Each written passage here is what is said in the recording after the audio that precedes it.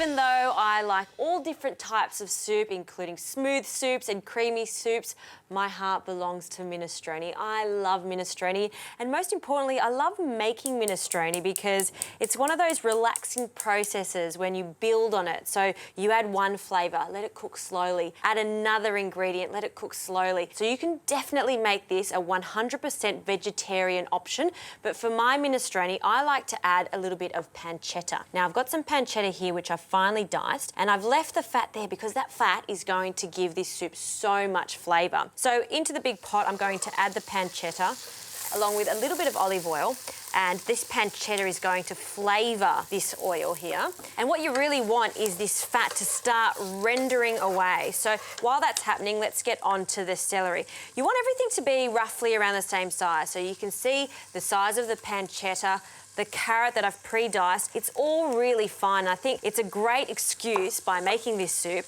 to get your knife skills really up to scratch. So I like a lot of celery in my minestrone. So these top bits are quite small, so I'm just going to finely chop them. And then when it starts to get thicker, in a moment, got that out of the way, we're just going to cut these into long battens, about 3 or 4 battens. And we'll do the same for the other bits of celery. And the celery, when it starts to cook, transforms and goes really, really sweet. It's pretty much the heart of this soup, I find.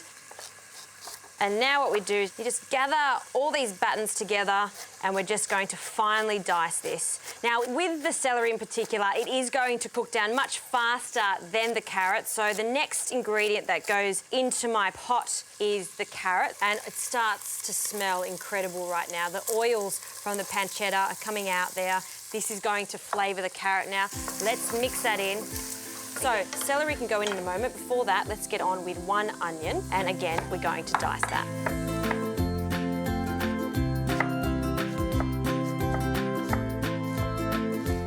Now we can add our onions.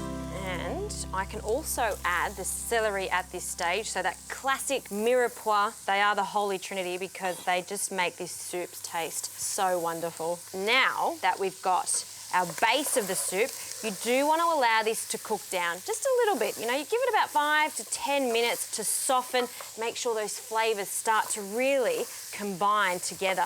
While that's happening, I've got quite a lot of garlic. Now, I'm going to keep one of these garlic cloves for later because that's going to be for a lovely pesto that goes at the end. And I'll take these 4 and then again finely chop them. And once you've chopped the garlic, that can go in at this stage too. I never add the garlic at the beginning because what happens is the garlic may burn, and we just want the sweetness from this garlic. And it does seem like a lot of garlic, but this is going to cook for about 45 minutes to an hour, so you won't taste the rawness of it. And mix that in along with some herbs. So a bay leaf, that is probably the biggest bay leaf I've seen in a while, but that's fantastic because I love the flavour of it. And a good amount of thyme. Again, mix it around, and I'll cook this really gently for another 5 to 10 minutes.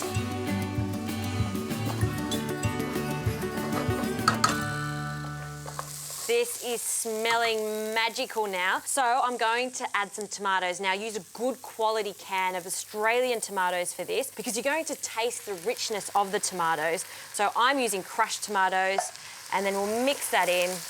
And you want to cook this off just for a moment there. You can see all these colours developing.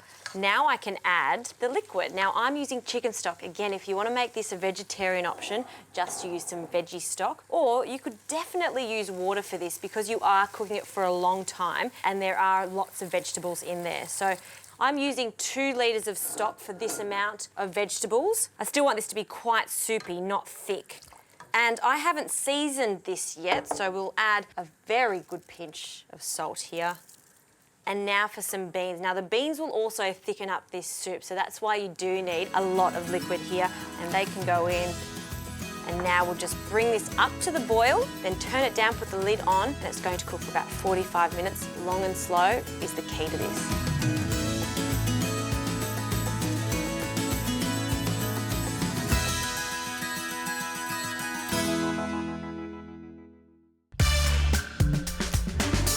Oh, it smells so good in here. We're almost there. All we need to do now is add the greens. Now, I'm using kale, but you could use some silver beet, Swiss chard, you could use some spinach if you like.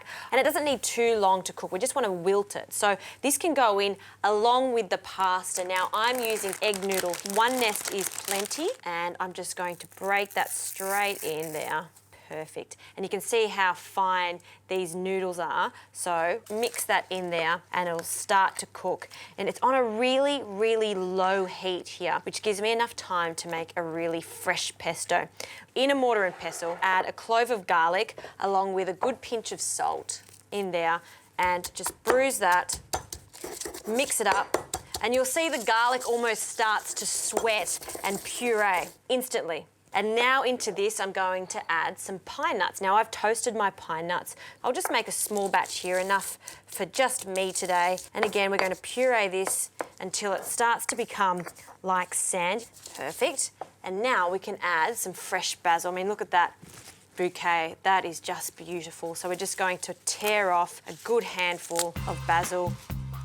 And now you really want to use some strength here to start bruising it and almost making it into a paste.